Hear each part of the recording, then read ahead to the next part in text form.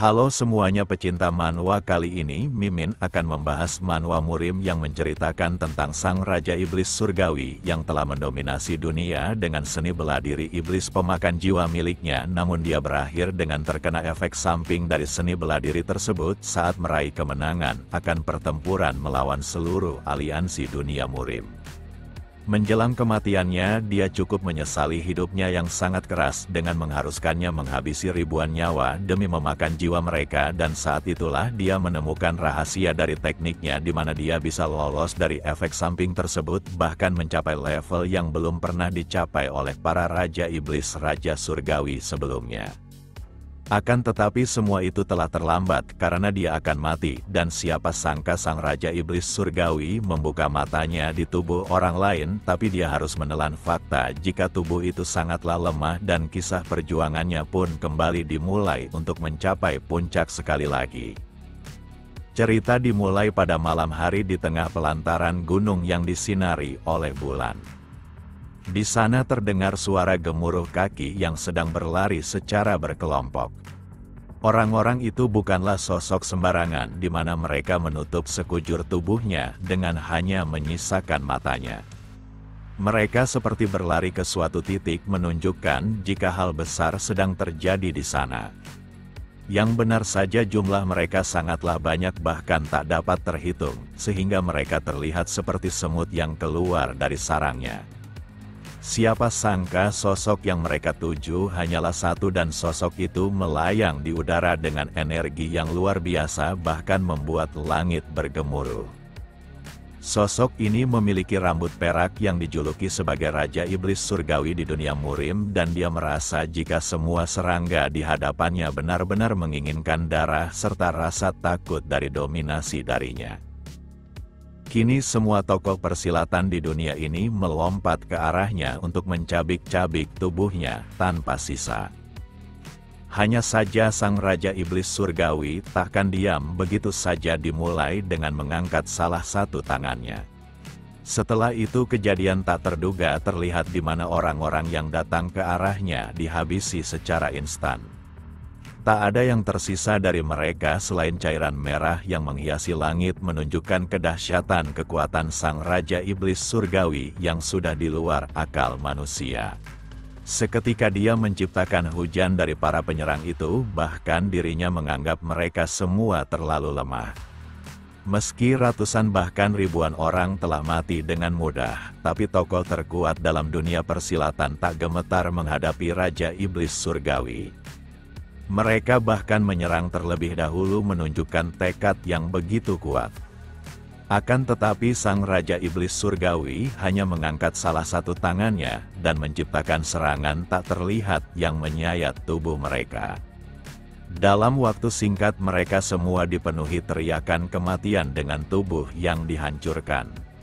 Raja Iblis Surgawi akan menunjukkan kekuatan sebenarnya dari bela diri seni iblis penelan jiwa. Musuh yang sangat banyak tak bisa membuatnya santai, dan Raja Iblis Surgawi harus melakukan sesuatu. Seketika suara gemuruh terjadi, seakan gempa alam terjadi di malam yang mengerikan tersebut. Akan tetapi gemuruh ternyata disebabkan oleh kekuatan sang Iblis Surgawi yang memunculkan tangan raksasa dari balik tanah. Para seniman bela diri dari daratan tengah yang tergabung untuk mengalahkan Raja Iblis Surgawi kini berlari ketakutan untuk menyelamatkan hidupnya. Akan tetapi tangan raksasa yang menutupi langit takkan membiarkan hal itu dengan mengincarnya. Tangan itu pun menggenggam daratan di mana orang-orang itu sedang berlari. Kekuatan ini adalah sesuatu yang tak seharusnya dimiliki manusia karena benar-benar di luar nalar dan tak terkalahkan.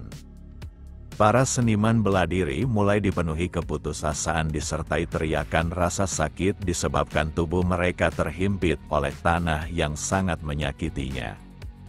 Mereka benar-benar tak dapat melarikan diri dan tak menyangka jika perbedaan kekuatan aliansi bela diri melawan sang Iblis Surgawi yang hanya seorang diri malah menunjukkan hasil seperti ini. Setelah menangkap mereka semua, maka tangan raksasa ini akan menghancurkan mereka dengan mencengkeramnya tanpa ampun.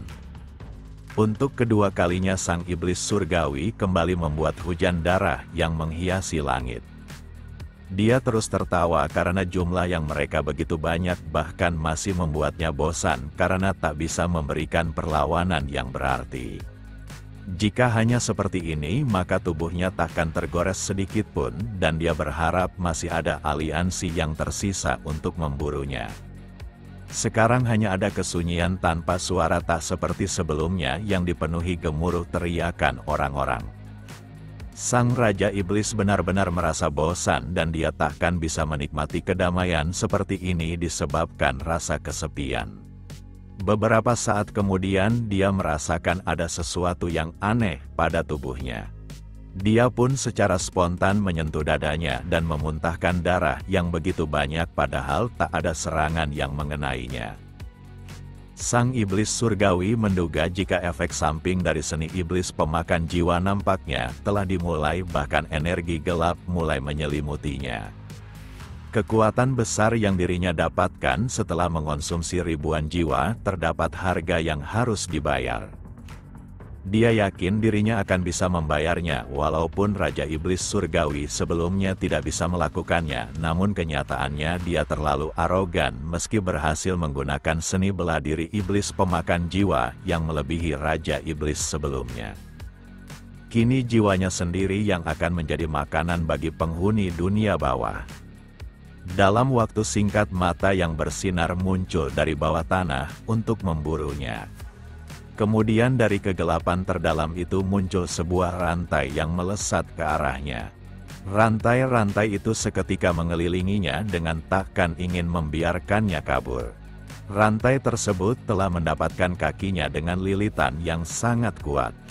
Tak hanya tubuh bagian bawahnya, tapi tubuh bagian atasnya pun mengalami hal yang sama. Jika rantai ini seperti yang selalu digunakan oleh manusia, maka sang Raja Iblis Surgawi seperti dirinya pasti akan mudah menghancurkannya. Meski dia terpojok, tapi sang Raja Iblis Surgawi tertawa sambil mempertanyakan apakah makhluk itu ingin menyeretnya ke dalam neraka. Namun dia takkan menurut begitu saja, dan siapa sangka sang Raja Iblis Surgawi mampu menghancurkan rantai tersebut, dan dia merupakan Raja Iblis Surgawi pertama yang melakukannya. Di tengah-tengah perlawanannya dia melihat sesuatu dan menemukan sebuah fakta. Tubuhnya kini mulai menghilang secara perlahan-lahan, tapi fakta itu benar-benar mengejutkannya. Dia kini tahu jika seni iblis pemakan jiwa bukanlah bela diri yang hanya digunakan untuk memangsa jiwa orang lain. Dengan wajah sedih yang menyesali hidupnya dikarenakan telah menjalani kehidupan yang keras tanpa mendapatkan teman sedikit pun dan ingin mencoba kehidupan yang berbeda di kehidupan selanjutnya. Di mana kehidupan itu dipenuhi suasana yang tenang dan tentram tanpa kebencian semua orang yang tertuju padanya. Beralih ke suatu tempat di belakang pegunungan terlihat kota yang tampak damai. Di sana juga terlihat seorang remaja yang memandang ikan-ikan di dalam kolam yang begitu indah baginya. Gadis ini adalah sosok yang merupakan pelayan pedagang tembok emas dan tak mengerti kenapa tuan mudanya akhir-akhir ini selalu di kolam ikan padahal sudah waktunya untuk makan. Akan tetapi tuan mudanya tidak menjawabnya, bahkan dia mencoba melakukan sesuatu. Tiba-tiba saja dia melayangkan tangannya seperti sebuah pedang yang diarahkan kepada leher pelayannya. Sosok ini adalah Biok Taesan dan dia merupakan putra kedua dari grup pedagang tembok emas. Tindakan itu membuat pelayannya tampak kesal karena tuan mudanya akhir-akhir ini selalu berperilaku aneh. Meski Soso terus memintanya untuk pulang, tapi Taesan memikirkan hal lain di mana dia tak menyangka dirinya yang sekarang bahkan tidak bisa memotong leher yang tipis sehingga dirinya menyebut tubuhnya yang sekarang benar-benar sampah. Saat melihat wajahnya di pantulan air kolam, dia tidak menyukainya karena wajah ini terlihat menyerupai wanita. Siapa sangka remaja itu adalah sang iblis surgawi yang telah merasuki tubuh putra kedua dari grup pedagang tembok emas. Sang Raja Iblis Surgawi pun disuguhkan oleh makanan yang sangat banyak dan lezat, tapi tetap saja terganggu akan tubuhnya yang jauh lebih jelek dari sampah. Soso yang mendengar itu meminta tuan mudanya tidak mengatakan seperti itu karena tubuhnya pasti akan membaik. Bahkan sekarang kali ini ada tabib yang luar biasa hebat akan datang menyembuhkannya. Walau tuan mudanya terlihat acuh, tapi Soso terus menyemangatinya dengan mengharapkan kesembuhannya. Sang Raja Iblis Surgawi sudah 10 hari berada tubuh putra kedua grup pedagang tembok emas yang sangat rentan.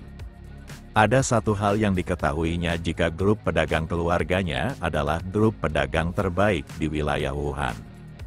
Dengan kenyataan ini, maka dia seharusnya dapat hidup tenang tanpa mengkhawatirkan makanan dan uang. Kembali 10 hari sebelumnya saat Sang Raja Iblis Surgawi pertama kali terbangun dari tubuh Taesan. Setelah itu dia menyadari jika tubuhnya ini sungguh tak berguna yang bahkan tak bisa memakai pakaiannya sendiri. Taesan juga memiliki tubuh wajah yang tampan dan hal itu terbukti dari orang-orang saat melihatnya. Akan tetapi terdapat masalah serius di mana semua titik meridian miliknya terputus dan bisa mati kapan saja. Sang Raja Iblis Surgawi tak menyangka jika dirinya yang pernah berdiri di puncak dunia mendapatkan kesempatan kedua tapi malah merasuki tubuh sekarat yang harus berjuang agar tetap hidup dari tubuh lemahnya. Untuk melakukan hal itu, maka dia harus menggunakan kekuatan jiwa untuk menghubungkan titik meridian sementara dan perlahan-lahan menyambungkannya sampai sembuh dan menyatu. Akan tetapi satu-satunya cara untuk melakukan itu adalah menggunakan seni iblis pemakan jiwa, namun untuk mendapatkan jiwa maka dia harus menghabisi seseorang, tapi efek sampingnya pasti akan sama seperti kehidupan sebelumnya. Kali ini dia tidak bisa membiarkan itu terjadi dan tidak boleh menyiakan kesempatan langka di kehidupan keduanya. Maka dari itu dia akan menggunakan rahasia mengenai seni iblis pemakan jiwa yang dirinya dapatkan sebelum kematiannya. Jika menggunakan hal itu maka dia mungkin bisa mencapai level baru di kehidupan sebelumnya yang tak pernah dilihat oleh Raja Iblis Surgawi sebelum dirinya. Kemudian dia mengungkapkan akan dirinya yang ingin keluar jalan-jalan hari ini. Soso cukup terkejut karena tuan mudanya selalu di rumah dengan enggan keluar dan dia memutuskan untuk menemaninya. Hanya saja dia dikejutkan karena tuan mudanya ingin pergi ke rumah bordil untuk bermain wanita. Setelah mendengar tempat itu maka Soso menyarankan agar tuan mudanya lebih baik ditemani oleh pendekar Seon yang merupakan pengawal pribadinya. Dengan wajah dipenuhi kebingungan Soso mengatakan jika dia benar-benar kaget karena tuan mudanya bertingkah aneh. Taesan paham jika Soso mungkin saja khawatir dan dia seharusnya ikut dengannya. Namun Soso menolak tanpa basa-basi, bahkan dia tampak malu karena tuannya pasti ingin bermain-main dengan para gadis. Meski dia sebenarnya ingin menghentikan tuan mudanya, tapi Soso tak mampu melakukannya. Tapi tetap saja dia seakan merasa tuannya bersikap seperti orang lain dan sekarang dia tiba-tiba ingin mengunjungi rumah bordil dan hal itu membuatnya khawatir. Lalu Taesan mempertanyakan di mana pengawal yang seharusnya ikut dengannya. Sambil membenarkan pakaian tuannya, Soso memberitahu jika orang itu akan datang tepat waktu dan dia juga merupakan sosok yang tidak melakukan apapun selain berlatih dan melindunginya. Lalu Soso berharap agar tuannya tidak terlalu keras pada dirinya. Ucapan itu membuat Taesan cukup penasaran kenapa Soso merasa seperti itu. Dengan penuh emosional Soso mengatakan jika dia menganggap tuannya sudah putus asa, bahkan dia bertindak aneh, padahal dia sebaiknya menunggu tabib terkenal itu untuk mengobatinya. Untuk pertama kalinya Sang Raja Surgawi mendapatkan sebuah perhatian yang tulus, sedangkan di kehidupan sebelumnya dia hanya membuat semua orang hormat serta tunduk padanya disebabkan merasa takut akan kekuatannya. Rasa ini benar-benar hangat dan cukup membuatnya nyaman. Beberapa saat kemudian Taesan mengatakan jika pengawal itu sudah datang dan dia benar-benar tepat waktu. Suara dari luar pun terdengar dan Soso terkejut bagaimana bisa tuan mudanya bisa mengetahui hal tersebut. Walau tubuhnya saat ini sangat lemah, tapi Taesan tetaplah sang Raja Iblis Surgawi yang tentunya memiliki insting tajam akan energi besar di hadapannya. Pria ini memberi hormat kepada tuannya, karena sudah lama tidak bertemu dan Seon merupakan pendekar pedang dari kelompok naga sekaligus pengawal elit yang melayani grup pedagang keluarga Taesan. Sebagai sang Raja Iblis Surgawi, dia melihat Seon bagaikan sebuah pedang dengan energi yang begitu kokoh. Dengan ini Taesan makin yakin jika grup pedagang tembok emas bukanlah grup biasa sehingga mendapatkan pengawal sekaliber ini. Keduanya menunggangi kuda dan Taesan terus memandangi dunia luar yang tampak tentram. Lalu mereka pun tiba di rumah bordil yang dinamakan Bunga Harum dan merupakan salah satu tempat pelacur terbaik di Wuhan. Setelah sampai di gerbang, Seon ingin menunggu tuannya di tempat ini. Hanya saja tuannya mempertanyakan kenapa dia harus mengawalnya sampai di sini saja. Jika dia berada di luar, apakah Seon bisa melindunginya jika terjadi sesuatu? Maka dari itu dia meminta Seon untuk menutup mulutnya dan ikut saja dengannya. Hanya saja Seon enggan memasuki tempat seperti ini karena hal itu bisa merusak konsentrasinya sebagai seorang seniman bela diri jika terjerat dalam wanita. Akan tetapi Taesan tidak suka pembantahan tersebut dan ingin agar pengawalnya mengikuti perintahnya secara mutlak. Intimidasi yang ditunjukkan oleh tuan mudanya sangat mengejutkan Seon karena dia merasa ada sesuatu yang aneh. Taesan tak peduli apakah dia ingin bersenang-senang dengan wanita maupun tidak, tapi dia harus tetap di dekatnya untuk melindunginya. Seon pun tertunduk dan mengerti sambil meminta maaf atas kelancangannya. Karena masalah perdebatan kecil ini sudah selesai, maka Taesan akan segera masuk. Saat masuk di sana, siapa sangka para gadis telah menyambut mereka berdua. Taesan pun tersenyum karena hal ini akan sangat menyenangkan berbanding terbalik dengan pengawalnya yang terpaksa mengikuti tuannya. Tak hanya itu, mereka berdua dijamu oleh lantunan musik kecapi. Sebagai putra kedua grup pedagang nomor 1 di Wuhan, maka Taesan mendapatkan pelayanan yang sangat baik. Di sela itu dia menanyakan di mana pengawal yang datang bersamanya. Siapa sangka Seon memilih untuk menunggu tuannya dengan enggan bergabung berpesta bersamanya. Gadis ini merasa terhormat dapat melayani putra kedua grup pedagang tembok emas yang sangat terkenal. Mereka memintanya untuk minum sepuasnya, tapi Taesan tak bisa melakukannya karena tubuhnya berada dalam kondisi yang tidak baik. Sebagai gantinya, dia hanya ingin mendengar rumor tentangnya selama ini. Dia meminta semua gadis itu mengatakan yang mereka ketahui tentang putra kedua grup pedagang tembok emas, dan permintaan itu mengejutkan mereka semua. Setelah cukup berbincang, maka Taesan mengetahui jika dirinya memiliki uang yang banyak serta satu rumah bangsawan kecil dan beberapa rumah bordil sebagai warisannya. Dikarenakan kesehatannya yang buruk, maka dia tak memiliki kuasa maupun pengaruh dan seluruh warisan sisanya diberikan kepada Biyok Taiso yang merupakan kakaknya. Alasan Taesan mengunjungi rumah bordil karena tempat ini sangat cocok untuk mendapatkan informasi yang dirinya butuhkan. Akan tetapi dia datang bukan untuk itu saja, dan sekarang dia akan mulai serius. Maka dari itu dia memilih salah satu dari para gadis untuk melayaninya. Tanpa basa-basi kini mereka berdua berada di kamar yang sama untuk melakukan sesuatu. Di saat yang sama para pelacur lainnya terus menertawakan tuan muda kedua yang tampan, tapi malah memilih gadis yang paling jelek di antara mereka. Lalu Taesan menanyakan berapa lama gadis itu tinggal di rumah bordil ini. Untuk menyenangkan tamunya, maka gadis ini tersenyum sambil mengatakan jika dia berada di tempat ini selama 10 tahun. Taesan mengerti dan dia takkan bertanya lagi dengan berniat untuk melakukan hal itu sekarang juga.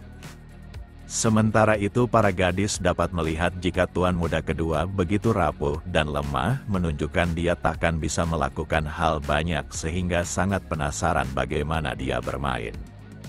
Gadis-gadis itu juga berharap tuan muda kedua datang kembali dan memilih salah satu dari mereka karena dia akan menguasainya saat bermain disebabkan tubuh lemahnya yang terselip ketampanan. Hanya saja tawa mereka seketika berubah saat mendengar suara teriakan yang begitu kuat. Teriakan itu bahkan membuat wajah pengawalnya kemerahan karena tuannya seakan sangat jantan. Bahkan teriakan itu mengejutkan para penghuni kamar di sekitarnya. Suaranya terdengar hingga kejauhan karena gadis yang bersama Taesan mendesah begitu lantang. Para gadis yang berada di rumah ini seharusnya sudah sangat terlatih dan mereka hanya akan menyenangkan pelanggannya, tapi siapa sangka suara seperti ini bisa terdengar. Tak sedikit orang yang mempertanyakan siapa pejantan tangguh yang melakukan hal ini. Gadis yang bersama Taesan terus berteriak tanpa henti seakan merasakan kenikmatan yang luar biasa. Namun siapa sangka Taesan tidak melakukan sesuatu yang seperti orang-orang pikirkan. Di mana dia hanya mulai mencoba tekniknya kepada gadis yang dipilihnya. Dengan teknik yang dilakukannya, maka sesuatu keluar dari tubuh gadis itu karena Taesan harus bertambah kuat agar tak tersentuh oleh siapapun di kemudian hari. Beberapa saat kemudian dia pun keluar disertai wajah gelisah pengawalnya sambil mempertanyakan keadaannya. Taesan hanya tersenyum disebabkan rasa segar yang dirasakan sementara gadis yang bersamanya tidak bergerak. Hal ini membuat semua orang berpikiran jika dia benar-benar telah membuat gadis itu tak berdaya di hadapannya.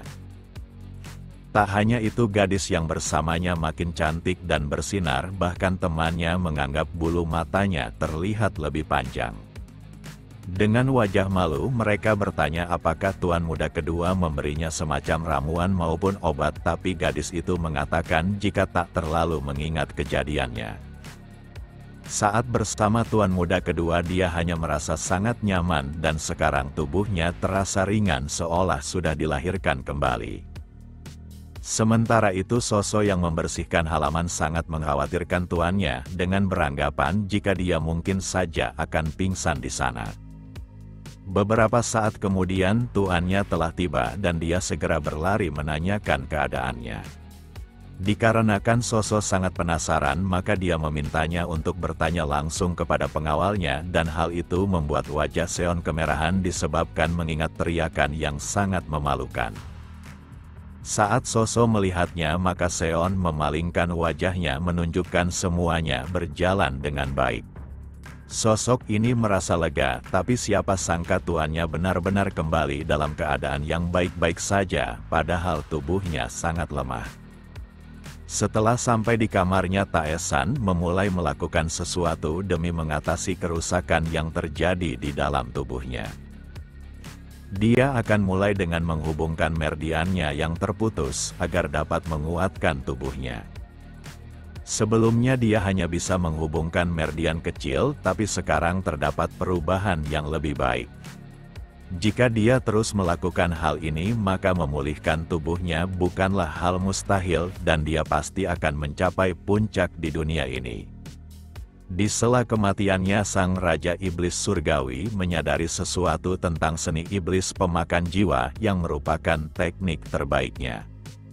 Di mana saat menghabisi seseorang untuk menyerap jiwanya, maka dia akan menerima efek samping yang kemudian hari akan melahapnya, dan untuk mengatasi hal tersebut, maka dia harus memurnikan pikiran tidak stabil pada jiwa orang yang masih hidup dengan hanya menyerap energi yang sudah dimurnikan. Tidak hanya tak memiliki efek samping, tapi energi itu merupakan jiwa yang paling kuat, dan semakin kuat pikiran mereka maka semakin kuat pula energi yang bisa diperolehnya, dan hal ini terbukti saat melakukannya pada gadis penghibur yang telah melewati kehidupan yang keras semasa hidupnya. Hanya saja tubuh miliknya benar-benar sampah, dan dia membutuhkan lebih banyak energi yang dimurnikan untuk mengatasi kerusakan meridian di tubuhnya. Maka dari itu dia akan mengunjungi kembali rumah bordil untuk sementara waktu. Kedatangan dirinya membuat para gadis kegirangan untuk menyambutnya, padahal tubuhnya dirumorkan sangat lemah. Setelah beberapa ke rumah bordil, maka semua gadis terus membicarakannya karena hanya tidur bersamanya, maka mereka akan dipuaskan oleh ketampanan serta kejantanannya, bahkan mereka akan menjadi sangat cantik dari sebelumnya. Mereka semua menganggap Taesan adalah pria sejati di antara semua pria yang pernah mereka layani. Kedatangan Taesan yang terlalu sering membuat sang pemilik rumah bordil menaruh perhatian padanya. Dia memikirkan cara untuk meredam suara gadis yang melayaninya karena akan sangat mengganggu pelanggan lainnya. Lalu sebuah suara pria terdengar di mana dia merasa jika tuan muda kedua itu adalah masalah terbesar di tempat ini. Pemilik rumah bordil pun berpikir demikian karena dia bisa menghalau pelanggan lainnya dan penasaran bagaimana bisa bocah yang sudah mau mati malah bermain di tempat ini dan tak memilih rumah bordil yang diwarisinya. Lalu orang yang bersembunyi di balik kegelapan menanyakan apakah dia harus mencari tahu apa yang terjadi pada grup pedagang tembok emas. Namun gadis ini tidak mengizinkannya karena grup itu adalah pedagang terbaik di Wuhan dan menyelidiki mereka secara sembarangan bisa mendatangkan bahaya besar jika ketahuan. Akan tetapi dia tetap harus mengetahui apa yang terjadi di dalam sana dan bagaimana Taesan yang dirumorkan sangat lemah bisa membuat para gadis berteriak seperti itu. Tiap gadis yang dilihat oleh Taesan memancarkan aura yang berbeda menunjukkan energi mereka. Kali ini dia akan memilih gadis yang memiliki aura paling buruk di antara semua orang. Hanya saja dia tak menemukannya dan dia pun meminta pelayan di depannya untuk membawa semua gadis di rumah bordil ini. Namun semua orang tak mengerti, padahal gadis-gadis di depannya adalah yang paling terkenal dan tak mungkin tuan muda seperti dirinya tidak tertarik. Beberapa saat kemudian dia merasakan aura yang paling pekat di antara semua gadis. Taesan memutuskan untuk mencari sendiri gadis pilihannya dan takkan mendengarkan siapapun. Ketiga gadis terbaik di rumah bordil ini hanya bisa menggigit bibirnya karena mereka dilewati begitu saja. Lalu Taesan tiba di depan gadis pilihannya sambil menanyakan siapa namanya. Gadis itu bernama Danyin dan Taesan akan memilihnya untuk menghabiskan waktu bersama. Para gadis lainnya tak menyangka jika tuan muda tampan itu akan memilih yang terparah dari mereka semua dan mulai beranggapan jika Taesan mungkin saja memiliki keunikan tersendiri. Danyin hanya mengikuti Taesan dengan wajah datar. Taesan dapat merasakan jika tubuh Danyin mengeluarkan energi menyedihkan yang terlalu banyak. Keputusannya ini cukup berbahaya, tapi meridian terpentingnya sudah terhubung dan dia seharusnya bisa melewati percobaan kedua dengan energi yang lebih buruk. Dengan energi jiwa menyedihkan gadis ini, maka Taesan akan mencoba menggunakan titik meridian inti di tubuhnya. Saat membuka pintu, Danyin melihat ke arah Taesan karena dia tiba-tiba saja berhenti. Lalu Taesan tertawa karena di ruangan ini terdapat seorang pengintip. Maka dari itu dia meminta pengawalnya untuk segera mengeluarkan pedangnya.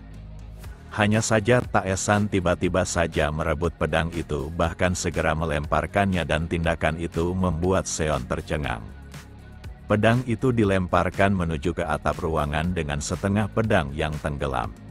Di saat yang sama pedang itu mulai meneteskan darah menunjukkan lemparan tersebut sangatlah tepat. Seon tak menyangka tuannya bisa menemukan seorang asasin yang melakukan pengintaian padahal dia sendiri harus mencarinya.